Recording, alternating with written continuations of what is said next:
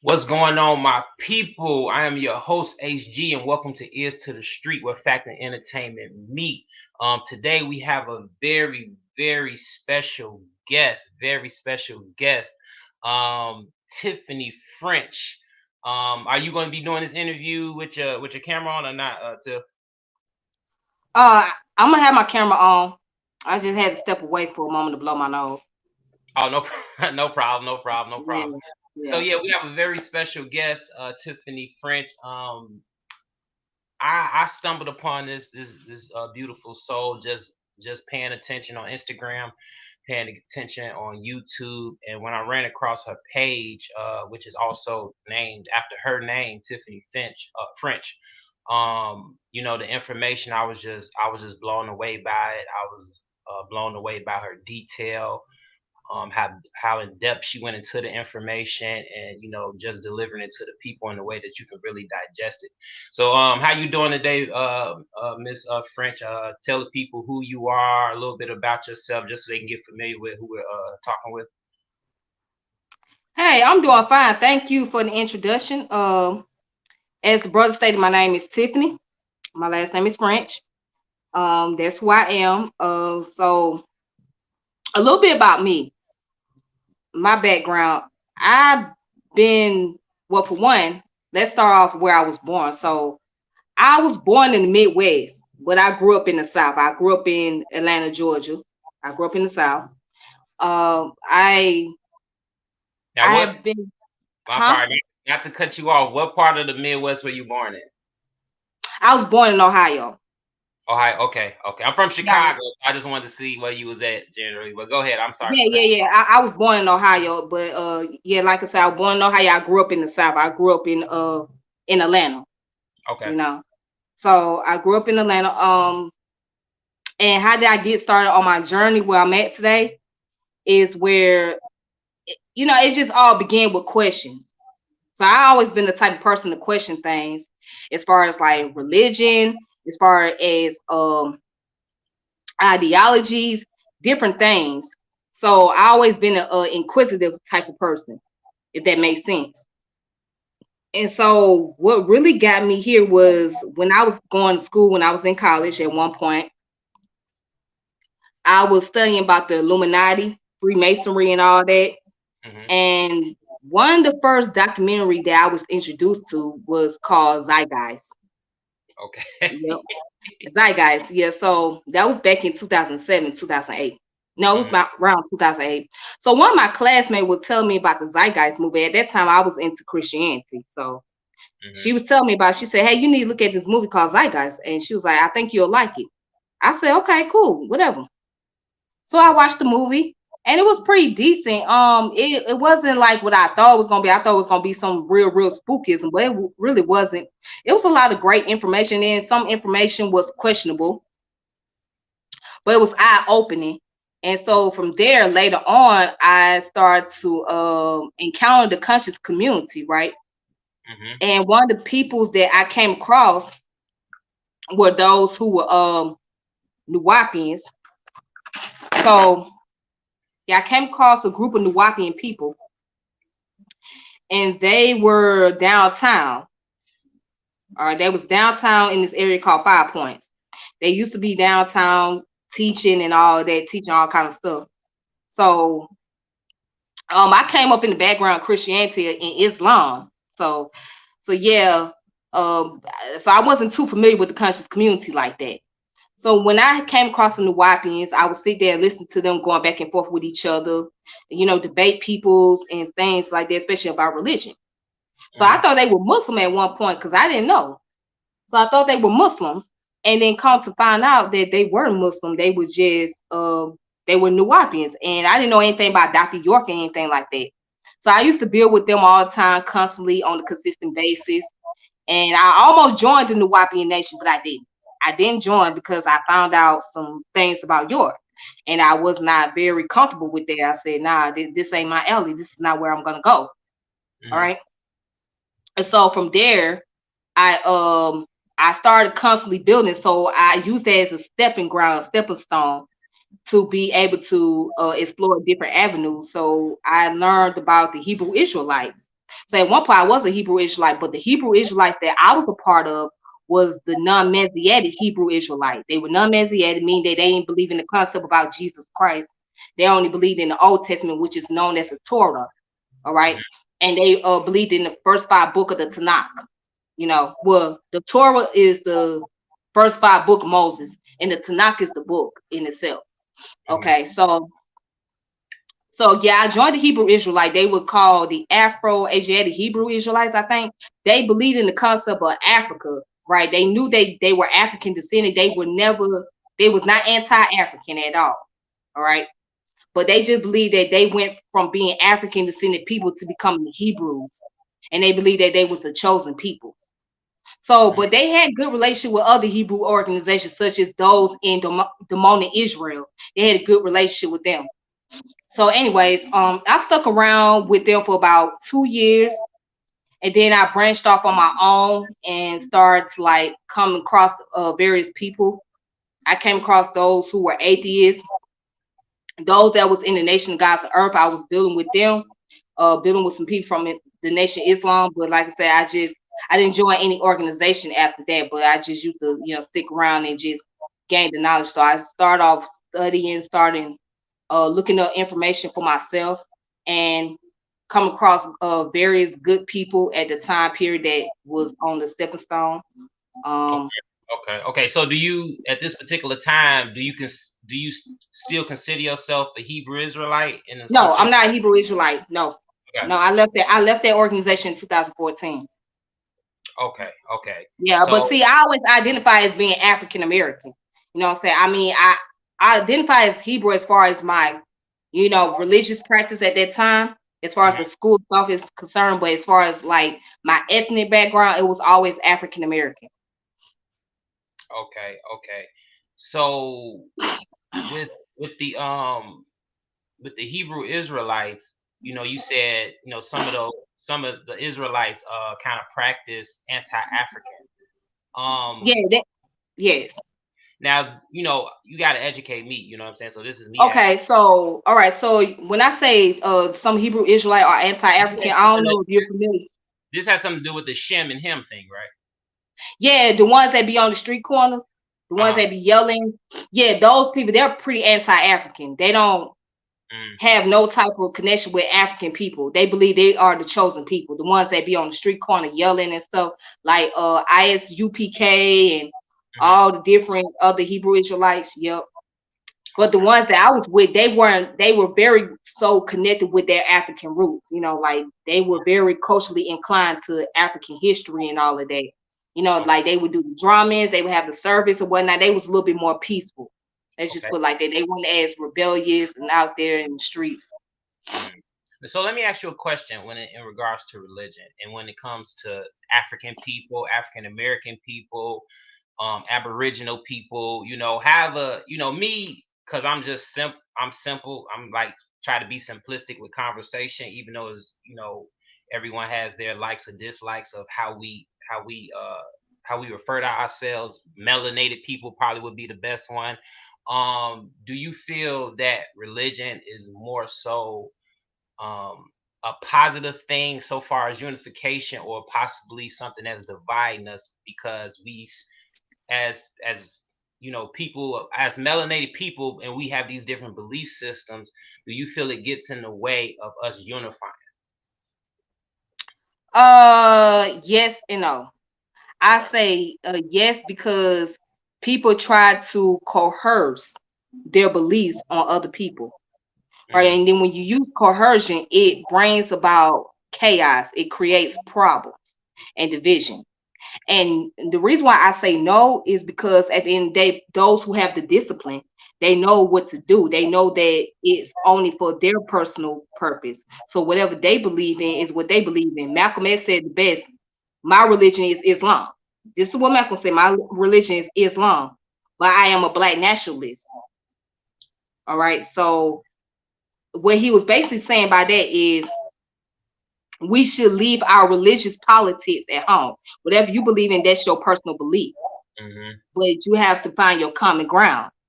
So for those who know that, their religion, ideology, whatever they believe in is their personal belief. So they leave their personal beliefs at home and focus on the common ground, try to find something common. But then there are those who bring religion into the picture and try to use it as a way to bring coercion and bring some type of control and manipulation to others. And that's where the problem comes in. Excuse me. You know what? I couldn't agree with you more. I like to ask that question because for those who aren't disciplined, like you said, you know, just by having this particular conversation, maybe they could, and I'm not trying to coerce nobody. But lighten up and let's look at the big picture here. You Right, know, exactly. yeah. Exactly. Just based off the situation that melanated people are in as a whole, as a collective, we can kind of probably all agree is that we're at the short end of the stick. So, and that's something that I always say.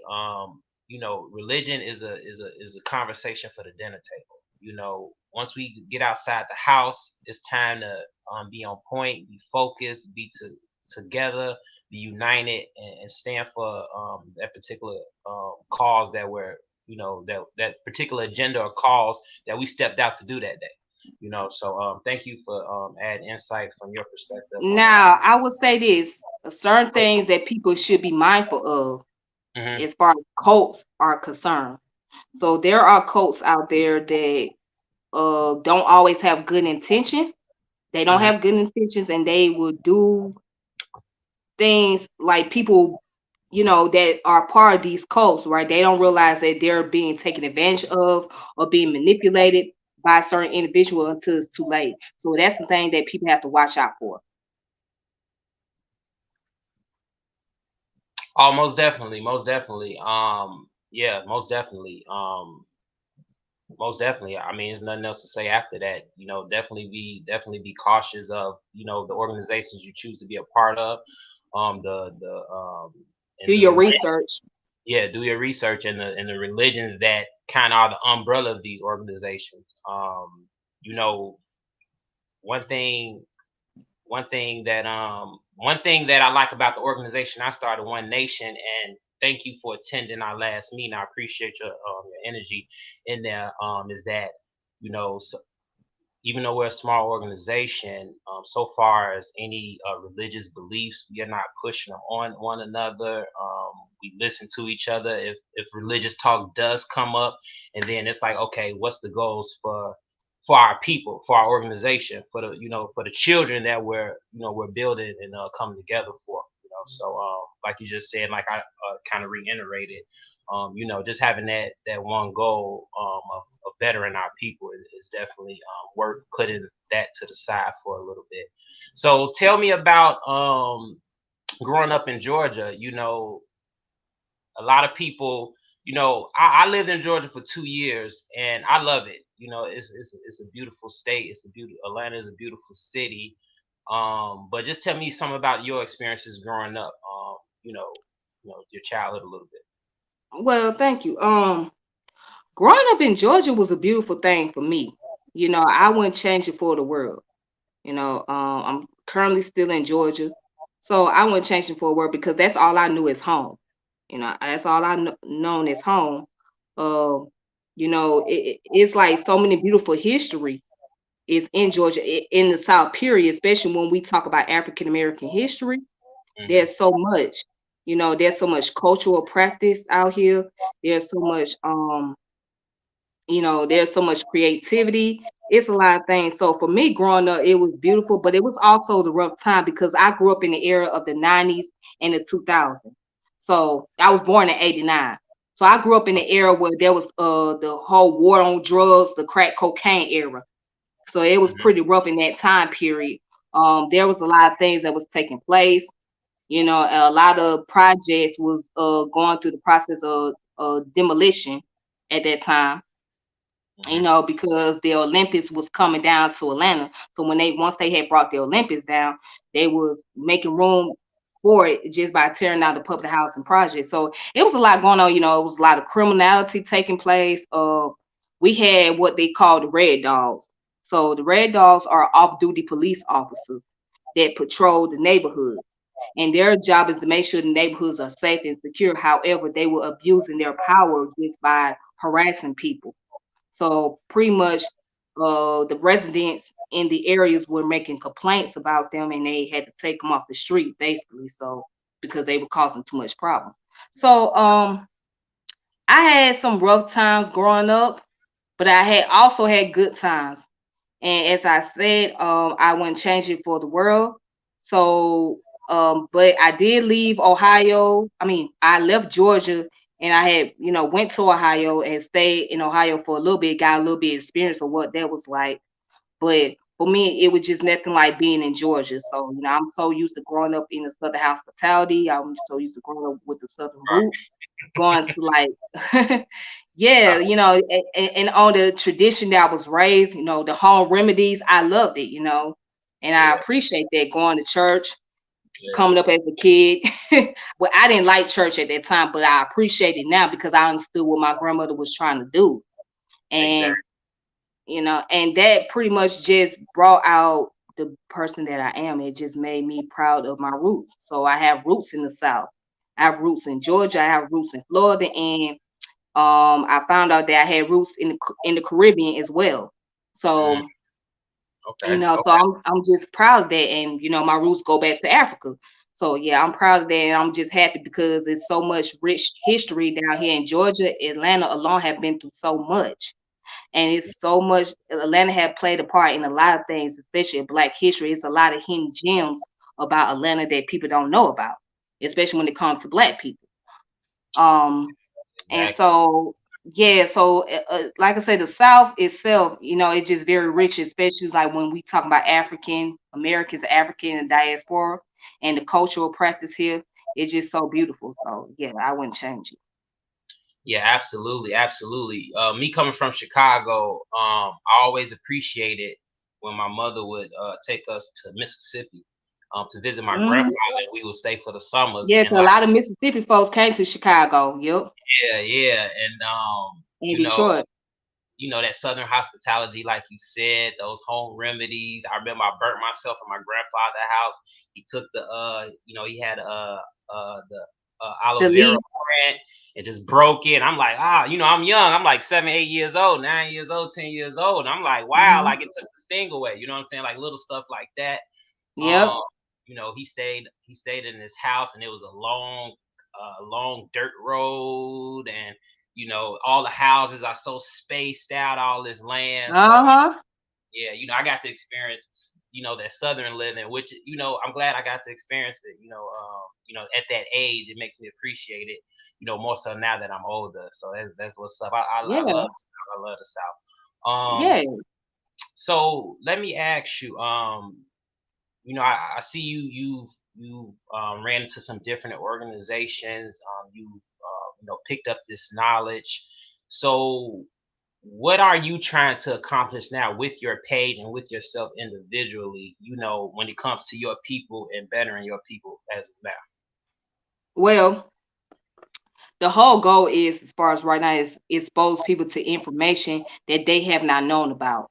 Because, and that's one of the reasons why I did my channels, and a lot of it had to do with the fact that I was going back and forth with people on Facebook. So I used to go back and forth with folks on Facebook, and I pretty much got tired of that. And I was part of a research team called Team Osiris. Mhm. I was a part of that for a little while. Excuse me. Ooh, Take your time. Take your time. sorry about that.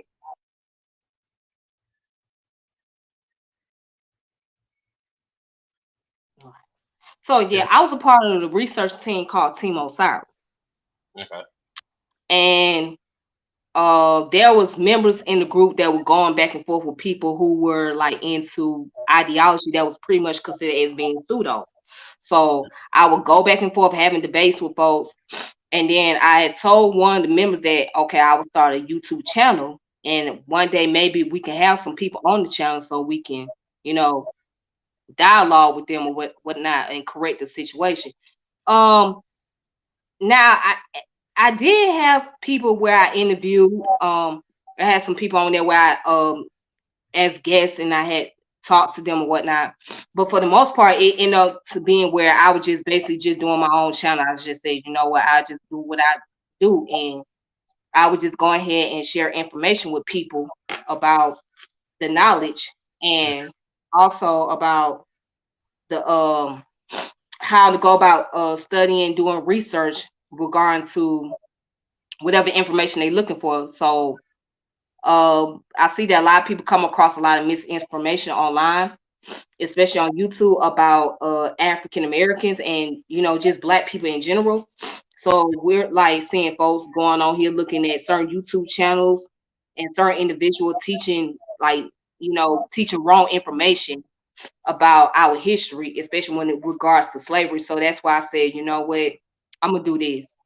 I will go on Wikipedia, because I know a lot of people like to use Wikipedia, but they're not really using it for the right reason. They're using it for the wrong reason. Mhm. There's information you can find on Wikipedia. There's stuff that you can find on Google Scholars.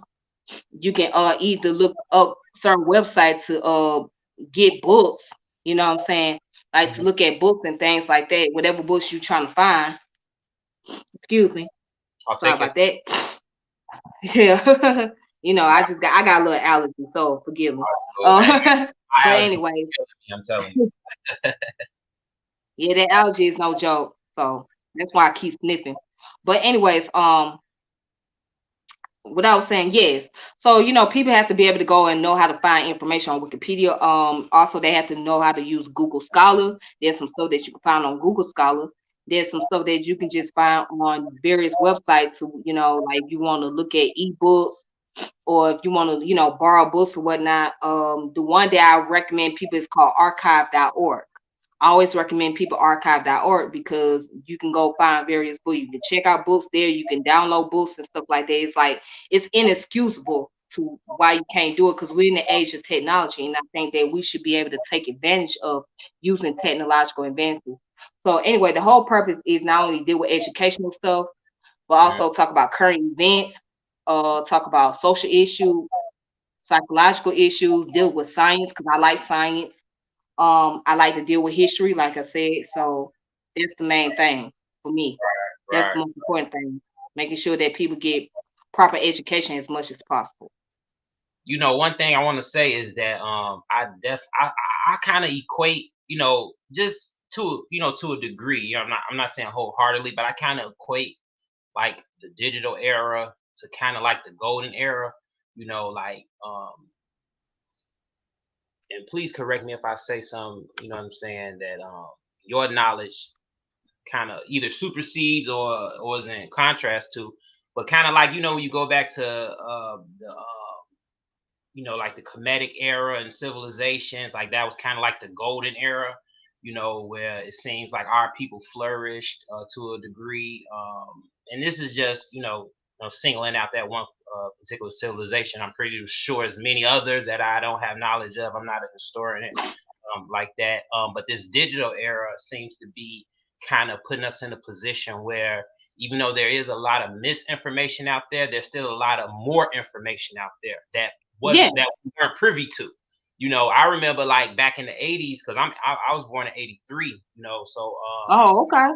yeah, I remember like when you wanted to find something out, you had to like buy an encyclopedia for the most part, to a degree. You know what I'm Right. saying? Depending on what you wanted to learn, you always had your books and stuff.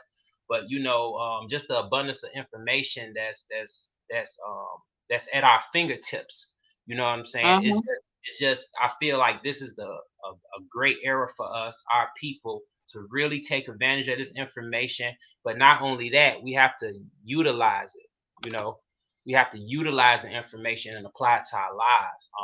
Because just knowing something, if you're not using it for your benefit, then it kind of becomes not not really useful, or it becomes useless at that particular point. Um, Right. exactly, exactly. So with your page, I know you say you do current events, and then you're going into history. Are you looking to like build with anyone outside of just you doing your own thing? Is that a Oh, possible? I have. I Okay. have. I have dealt with people on my platform. I have invited people on my platform Mhm. and done interviews and done questionnaires. And I have been a guest on other people's platforms as well. Exactly. So I'm looking to do more of that, Okay. especially dealing with subjects on science and history. Okay. Um, so yeah, I'm looking to do more of that because I would like to get other people's point of view and like to get, just have a great dialogue with individuals. So Okay. hopefully I can get more of that done in the near future, but that's just gonna take time. So Okay. Okay. So who are some people that you kind of could attribute, some of your inspiration from, some of your motivation from, some older heads, or some people, some of you, maybe your peers that you look to and be like, oh man, when you listen to them, it just really drives you to do what you do even better. okay, so I started off loving Sister Soldier. Sister Soldier was one of my favorites. I Okay. got her books. I Okay. don't have all her book collection, but that's the goal to get all her book collection.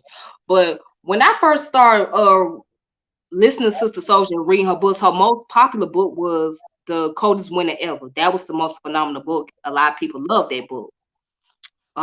It was critically acclaimed, and a lot of people just gravitate towards that book Hmm. because the way she spoke about the story of the character coming from the inner city, and she grew up in a drug dealing family that became prosperous and all of that. So yeah, that was my inspiration, Sister Soldier.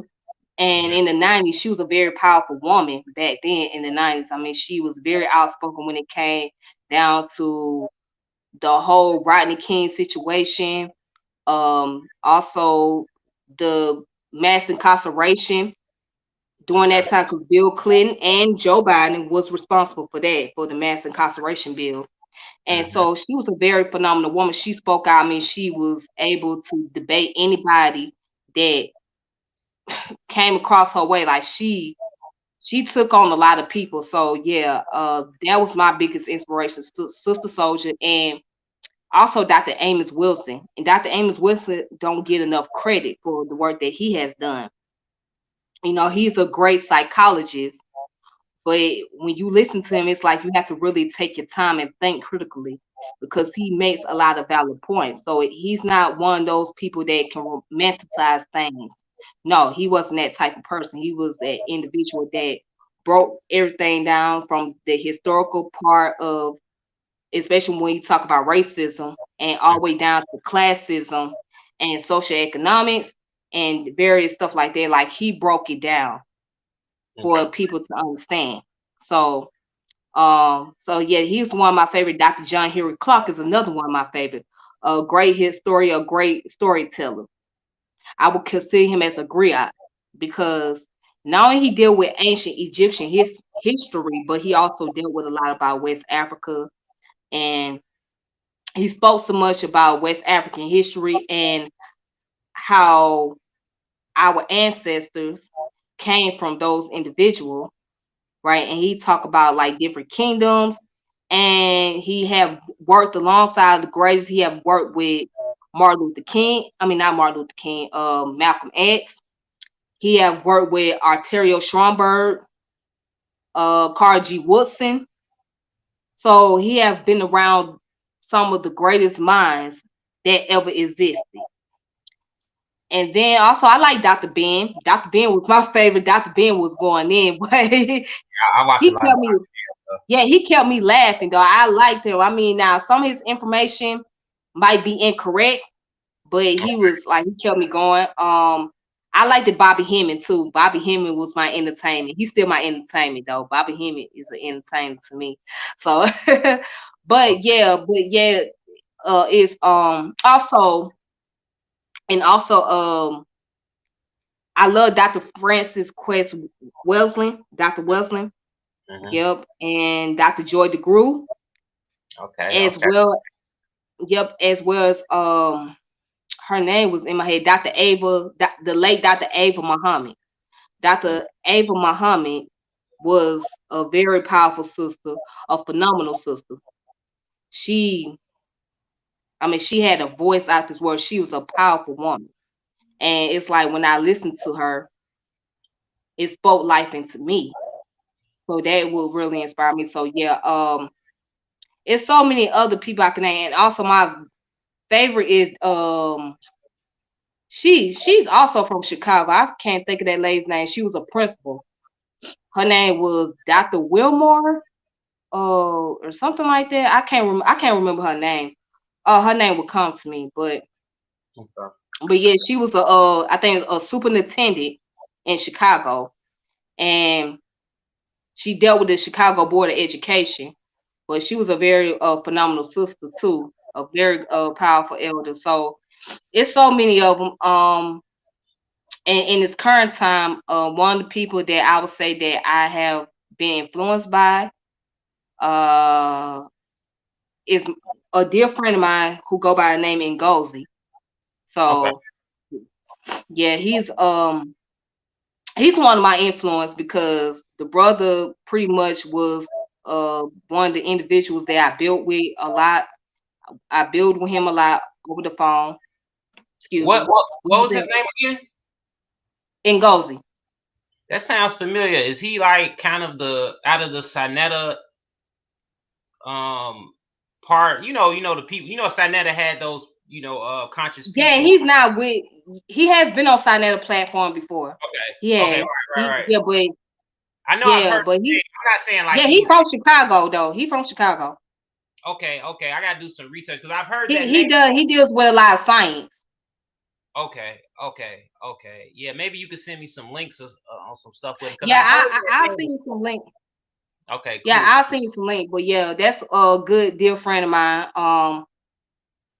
He has brought a lot of inspiration to me, and I must say that I really appreciate him for it, especially when it comes to scientific knowledge.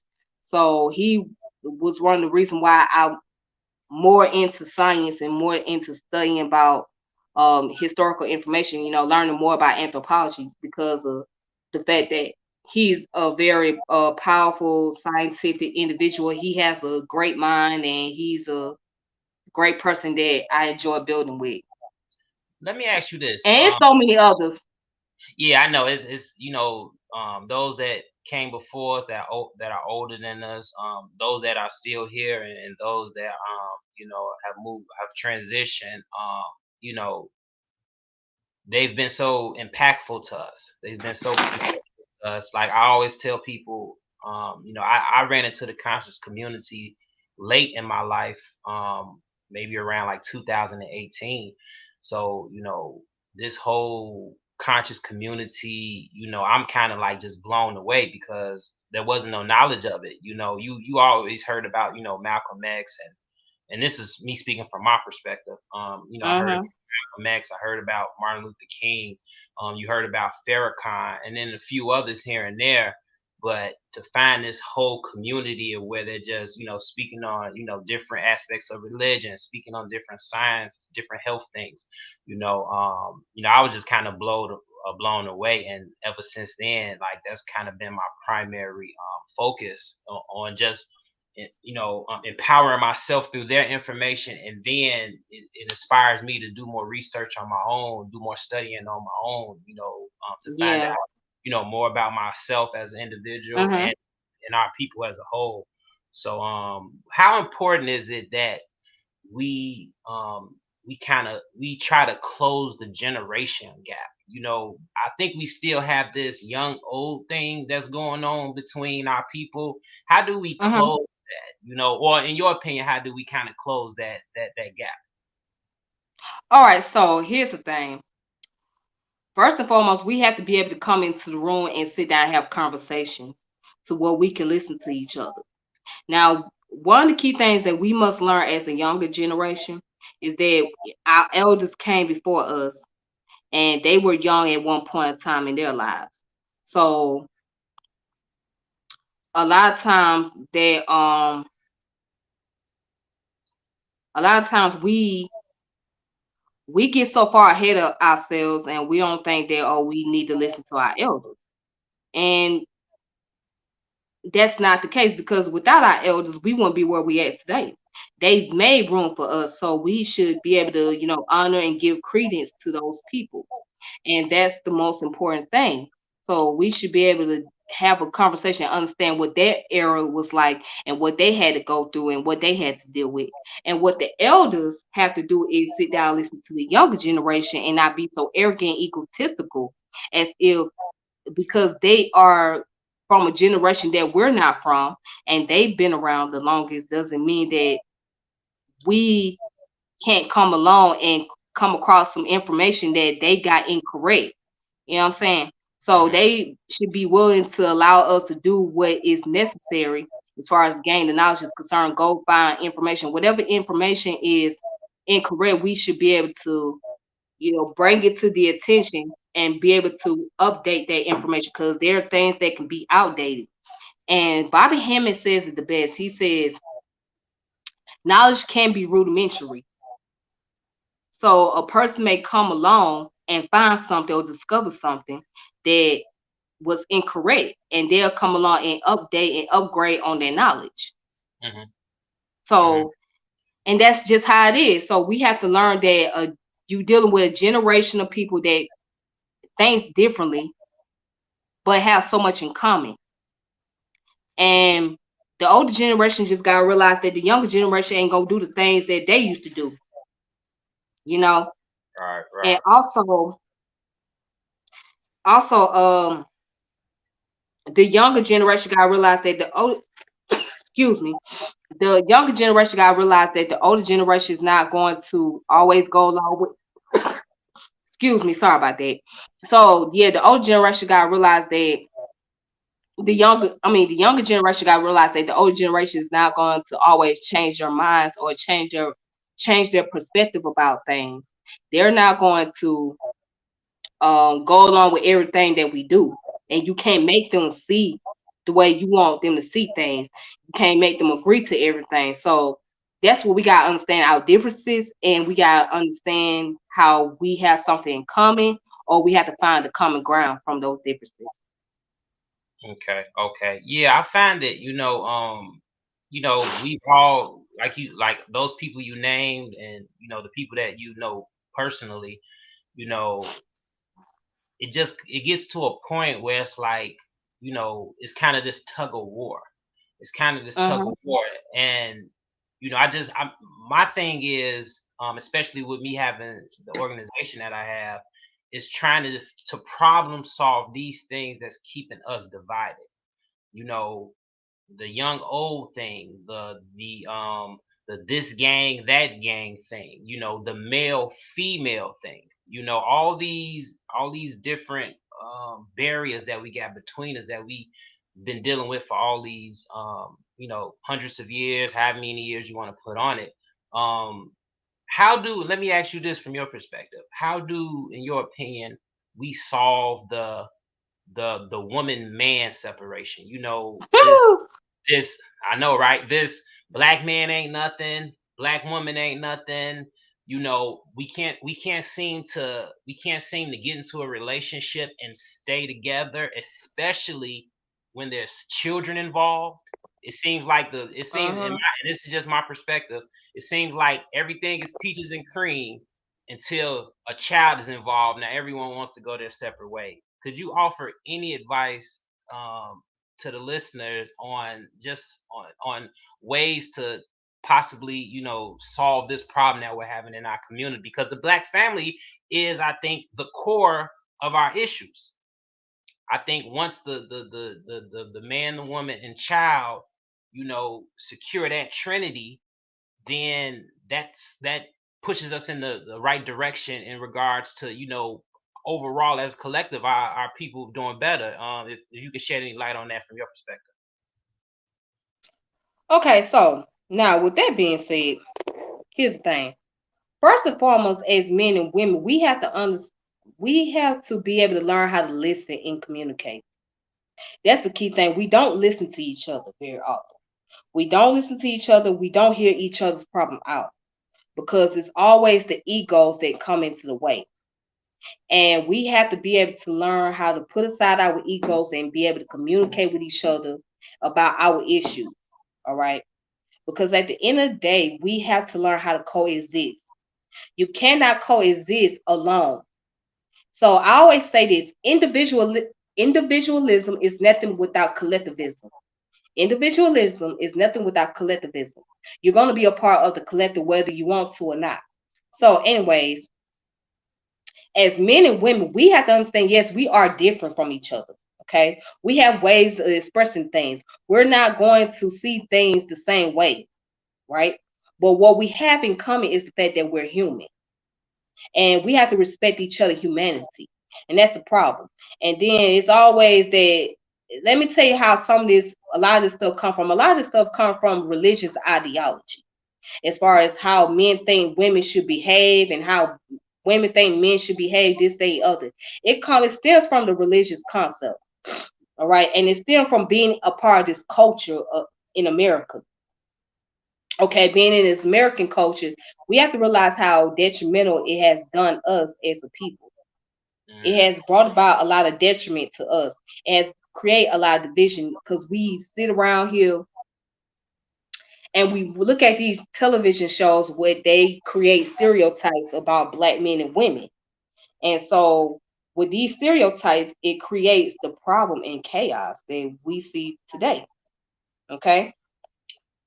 So we gotta understand that yeah, the main thing is communication. We also gotta stop weaponizing children. You know, especially when it comes down to the women, you can't go around weaponizing your kids, because that's not fair. That's not fair to the child, especially. That child needs the other parent just like they need you. You cannot use that kid against the other parent because you're mad at them or because something didn't work out in the relationship. Now, all of a sudden, you want to punish the other parent by weaponizing the children, and that's not fair. You mm, know, and then and also the fathers, the men, gotta learn that you played a part in this when it comes to that creation of the child. You can't just pin all the responsibility on the mother and think the mother's supposed to do most of the work. You got a responsibility, she got a responsibility as well. And if we can understand that how to go about helping each other effectively, how do we listen to each other? What is the most important points and address those important issues, we will not be in so much chaos today. We got to realize that we're not the enemies of each other. Our common enemies is the culture that we live in.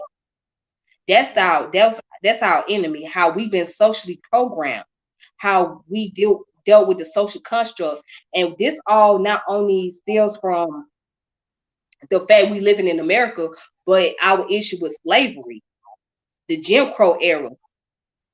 You know what I'm saying? All of these things have played an effect on us. So this is something that's been passed down from generation to generation. Okay, this ain't something that just started with you. There's a book by this man named Mark Wolin. The name of his book is called "It Didn't Start with You." So it deals with the concept about the epigenetics, neurology, neuroscience, and psychology. So it deals with generational behavior, mhm. the pathology.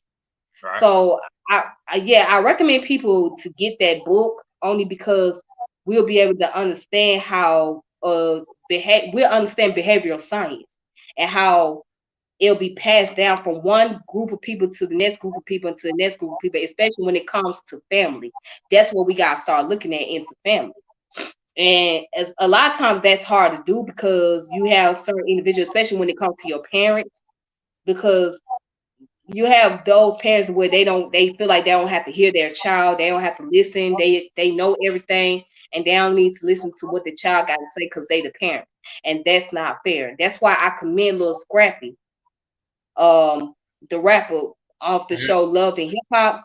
I mhm, commend him for confronting his mother about his childhood trauma because mm, it takes a lot to do that. It takes a lot to confront your parents of how much they have hurt you and what they have taught you have an effect on them. mm, So we have to look at how we were taught, how we were educated about each other, and how that has an effect on our behavior and how we see each other. Then we have to understand each other's trauma. We have to understand the concept of abuse, not just emotional abuse, but most definitely sexual abuse, because mm. that in itself really can bring a hindrance. Right, So right. sexual abuse is something serious. You know what I'm saying? So again, we just have to be able to learn how to communicate and stop trying to be each other enemy. Because if you try to be each other enemy, you're not gonna get anywhere. You're not gonna get nowhere in life. You got to learn how to coexist. You got to learn how to work together. All right. You got to learn that. I mean, and then you got to realize that every man is not going to go along with everything. Every woman is not going to go along with everything. All right. So there got to be a common ground. Mm, mm. You know what I No, mean? So um, yeah. very, very well said. I couldn't agree with you more. You know, like I said, my objective is to any separation when it comes to our people, we got to get that out of the way very quickly. And like you said, everyone's not going to go along with everything, but the common ground to me is so much more important than these little, you know, no, I don't want to call it trivial, but these little small things that possibly could be overlooked. And that's when it comes to, religion. That's when it comes to relationships, And one thing, I want to highlight that you said is understanding the social construct that we were grew in and that we grew up in. And it's hard to kind of talk to someone. Like, have you ever just talked to someone and you're telling them something and it's like, it's 100% fact, but it's like they just can't wrap their heads around it. It's like, Right.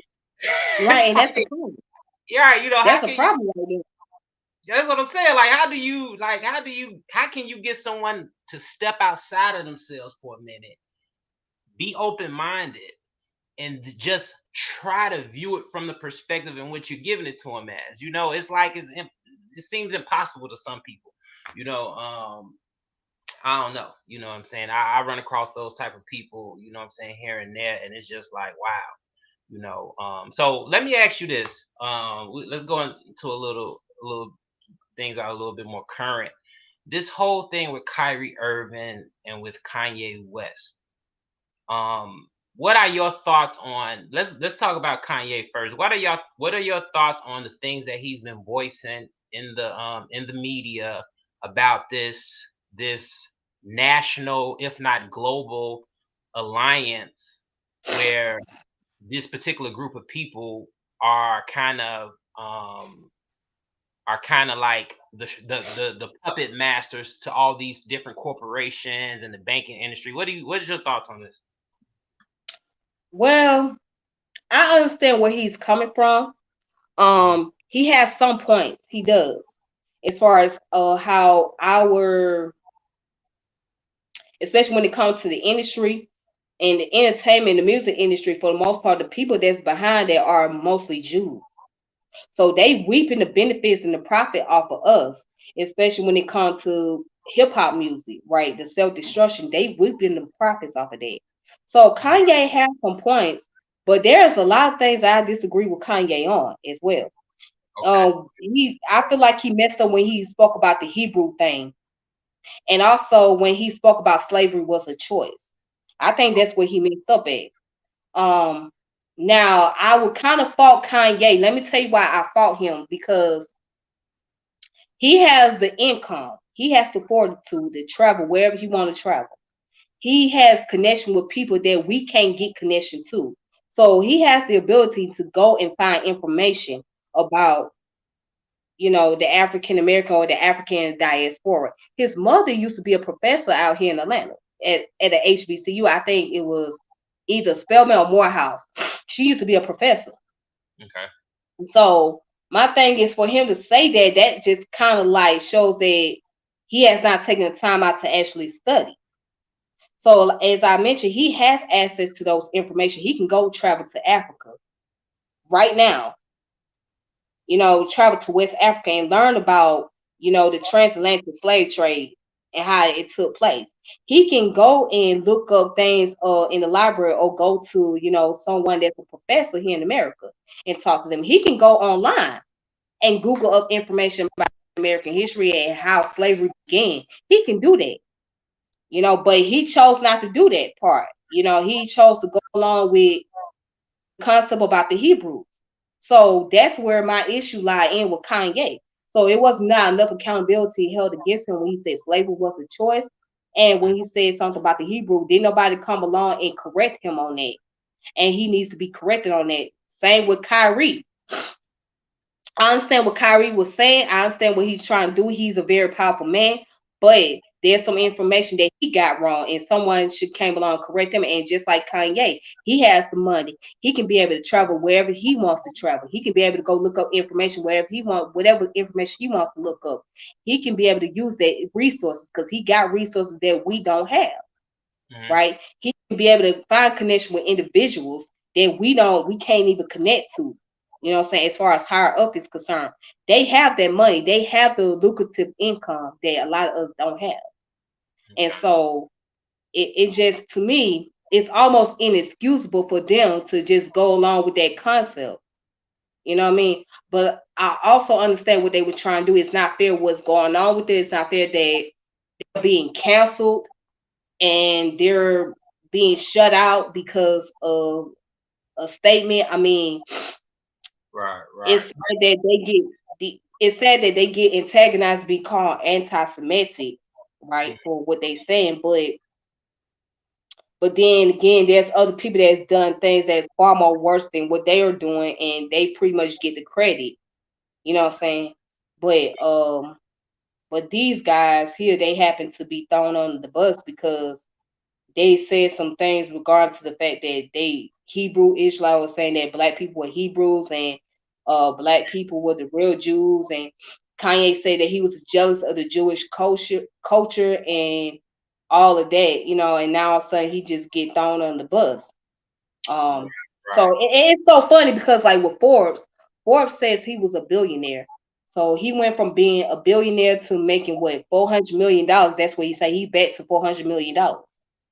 So Right. like they just took him down from there because when he lost all their endorsement, Mm-hmm. especially with Adidas, so now Adidas Yeah. is getting ready to lose a lot of profit because of the fact they let Kanye go.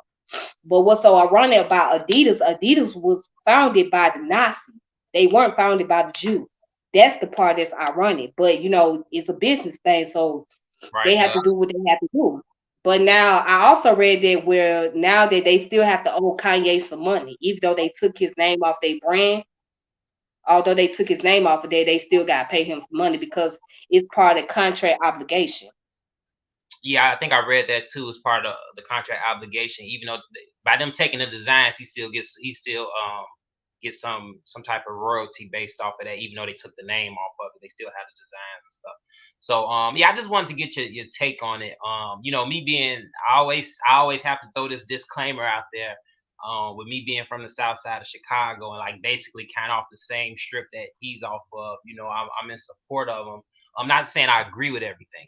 Not saying I agree with everything. Overall, I would say that he has his people in mind when doing what he do. I would say that. I would say that. So far as with Kari, who knew a tweet about a documentary would get you in so much trouble. Right, So right, you know, right, like you know he's fighting a battle that I don't even think he intended to do. I think he's 30 years old. He's young. He's learning. And this is where he's at with his knowledge. And he just tweeted it. And now look at the backlash. He's not able to play anymore. He's losing right, he's losing endorsements as well. But what does that right. say about the the power structure? Like, doesn't it, in your opinion, I'm asking, this is just a question, doesn't that prove what others have said with what Kanye's saying with this? Um, in most cases, yes, because but see, like I said, with Kanye West messed up when he said that he could say something and Adidas won't, cut his endorsement. That's when Adidas proved him wrong. So he pretty much kind of fooled himself on that. He thought that Adidas wasn't gonna do that, but they proved him wrong. So, but Yeah, yeah, other than that, it did, you know what I'm saying? Because pretty much the same people that gives you power can take away your power back. So just like when Kanye became a billionaire, those same people that put him on the billionaire status, they took away his $1 billion power. So right, they pretty much let him know that it pretty much let you know, hey, you can stay wealthy as long as you don't say you know, anything. Because the moment you start to speak out mm, and the moment you start to say something, that is considered as being offensive, then that's when your power is going to be taken away from you. You know what I'm So, saying? So go that's why. I'm sorry. oh, go ahead. I'm sorry, I didn't mean to cut you off. Yeah. So that's why. What these black celebrities have to understand that yeah, you might be on the celebrity status. Yeah, you might be making money, but guess what? You're still black. Racism hasn't gone anywhere. So those people that's paying you, they're not really on your side. They're there to do business with you. They're not there to be your friend. They're Mm-hmm. there to do business. So the moment you do something or you say something that is very absurd and offensive to them, Mm-hmm. then or they think there's some form of microaggression, then that's where you encounter the problem. So that goes to show the people that at the end of the day, you still gonna come across the racism. You still going to encounter those issues. So we don't have enough power as we think. You know, even as a celebrity, you don't have as much power as you thought you did because you still rely on endorsement. You're relying on contracts. You rely on deals. You don't have your own type of infrastructure.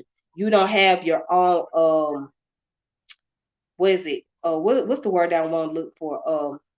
You don't Um, have your own means of production. You don't have your own means of production. right, exactly, So by exactly. you not having your own means of production, you have to rely on these people to get your income. You have to be able to rely on these people to get whatever that is needed to be done. So outside that, you ain't got no means of production. So you can't really say much. You have to be careful what you say. You gotta be careful how you move. Exactly. Careful how you move. There you go. And as far as Kyrie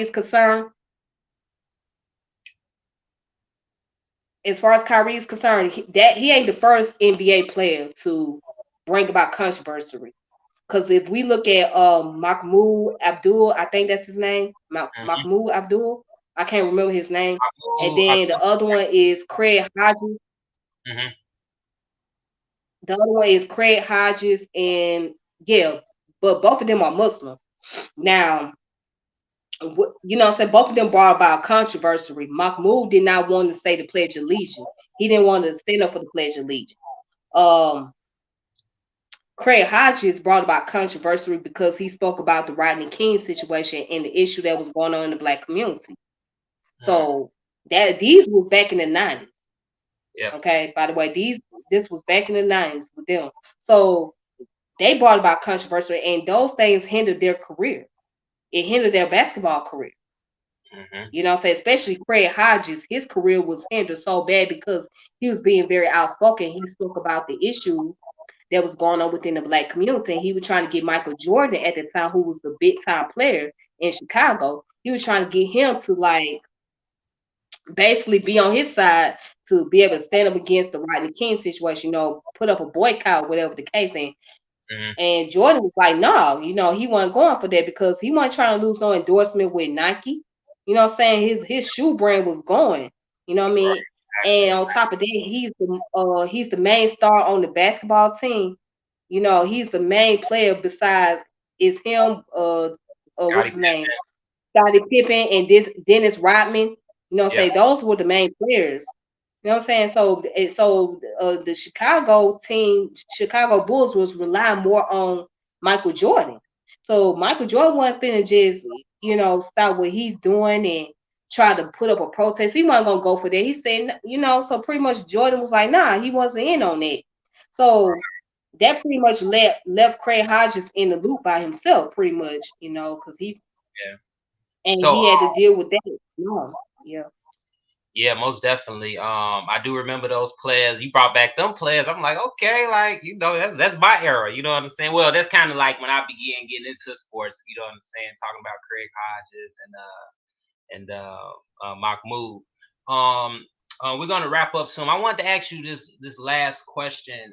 With that being said, you know, bouncing off the last discussion we just had, or the last topic we just had, do we as melanated people ever get to a point of sovereignty, independence, working within a capitalistic structure? I'm gonna say this. In order to gain sovereignty, it's gonna you're gonna have to put up a major fight. See, sovereignty. See, people don't understand. You cannot gain sovereignty just by getting the paperwork signed and telling the courts that how you independent and you want your own sovereign state. No, that means you have to put up a major fight. That means you have to put your life on the line. You have to be willing to be able to put up. You have to have a military behind you, a military force, in order to do that. And as far as capitalism is concerned, you're not gonna do anything to change it unless you're willing to go to war to change the economic system around. It's not going to happen. This, no matter what your ideology might be, you could be a socialist, right? You could be somebody that is a socialist democrat. You could be somebody that supports communism. Mm-hmm. But the the economic system in this country is going to remain capitalism. It's not going to change because that means in order for that to change, it got to be some major catastrophe to take place. Mm-hmm. And if you're not willing to go to that level or to that extent to put up a fight in Mm-hmm. order to get rid of this economic system and put up a sovereignty, then it's out the question. The only thing you can do is you can try to build up your community and try to gain as much resources that is needed for your community. That's all you can do. But as far as sovereignty is concerned, nah, that I don't see that ever happen. So, okay, okay. You know what? I'm gonna leave it right there. I'm gonna leave it right there. Um, Beautifully said. I agree with everything. So far as it never happening, that would probably be the only thing that I would say that we should talk more on. But this I has mean, because if we look at the history, right, like mhm, even with our people at the time period during the 60s and 70s that were into communism, mhm, it like I said, they had the ideology, they was on the right track, but again, they didn't have enough force, enough power to overturn the system because right, the system was not going to change just because they supported the concept of communism. You know what I'm saying? So right, the government official was not going to say, "Oh, let's get rid of capitalism." They was opposed to communism. They thought communism was bad. This system was opposed to communism. They was like, if anybody support communism, they part of the problem. right, So they not gonna give up because to give up capitalism mean that you gotta get rid of the rich people, you gotta get rid of the middle class, you gotta get rid of the lower class, and the wealthy people they don't want nobody messing with their pockets. right, So if you mess with their pockets, then you in trouble. So right. you know what I'm saying. So and that's what keep this system going is capitalism because they don't know no other way other than capitalism. So if you was to Exactly, take that away, then the United States government is going to collapse exactly, because you exactly. have took away capitalism. It's going to collapse. So that's the foundation of this government. That's the foundation of this system. Mhm, And that was one of the reasons why slavery exists because of the concept of capitalism. mm, That was exactly, one of the reasons why. So without slavery, there wouldn't be no capitalism. exactly, exactly. So, um, should should us as black people, I'll just say black for this question, should we give it up or should we keep pushing in regards to either ending capitalism or should we just work within the system that exists and just build up our communities to the best of our ability? We should work within the system that exists and to build up our community to the best of our ability. That's all we can do. Okay. Because not many of us are educated enough to understand about capitalism. Not many of us educated enough to understand politics. Hmm. So with that being said, we don't have enough info. We don't even have an infrastructure to begin with. We don't have enough military, so we don't have that type of power structure to where we can overturn this economic system. So the best thing for us to do is to build up our communities to the best of our ability and educate our people about political, empower our people and give our people political education and economic education and how to work within the system. Beautiful, beautiful. Man, it's been a dope interview. Once again, Tiffany French. I just want to say that you are a brilliant woman, um, very intelligent, very, this interview has been so informative. I appreciate you coming on the platform and sharing your energy with my platform, with my, my following, the people who subscribe to me. Please tell them where they can find you. Anything that you want to promote, please do so. Okay, so you can find my YouTube channel, which is Tiffany French. That's my YouTube channel. And also, if you want to add me on Facebook, you can also add me on Facebook as well, which is my name. And I have another Facebook page called Golden Wisdom. So I have a Facebook page called Golden Wisdom. Also, my Instagram is Eastside Tip. That's my Instagram page, Eastside Tip. So you can add me on Instagram. And I do have a clubhouse, but I don't be on Clubhouse very often. So my We gonna have clubhouse is to, we gonna have to huh? link on Clubhouse because I'm on Clubhouse, but I need some people to link with so we can get our Okay, thing. then yeah. Yeah. Every now and then I pop in on Clubhouse. Okay. So my clubhouse is Tip French, TIPFRENCH. That's my clubhouse information. Um, so yeah, and I have a Twitter account. So my Twitter account is Miss French 89. That's my Twitter account. So I be on Twitter. I be on Twitter from time to time. Every now and then I be on Instagram. I be on Facebook a lot, and sometimes I be on TikTok. Sometimes I be on TikTok. So my TikTok is light. I think it's Light Bread 89. Yeah, that's my TikTok, Light Bread 89. So yeah, so Okay. that's where they can find me. So yeah, but you can most definitely find me on Facebook because that's where I be most of the time on Facebook. Okay. Dope. Dope. Dope. So Well, yeah, just type in my name, Tiffany French, and also my other page is Golden Wisdom. yeah, I'm definitely gonna follow you on Facebook. I didn't know you was on Facebook. I'm on your IG, obviously, but I'm gonna follow you on Facebook as well. Well, we signing off. I want to thank everybody for tuning in to Ears to the Street with Fact and Entertainment Meet. You just got a ton load of facts today. Miss Tiffany has definitely brought the knowledge to us, the information to us, and we appreciate her for that. Make sure y'all hit the like button. Make sure y'all hit the subscribe button. And make sure y'all share the video. Tiffany, before you go off, I'm gonna end the broadcast, but I want to ask you something. Off this. But we're signing out. Ears to the Street. Tiffany French. I'm your boy HG, and we out. All right.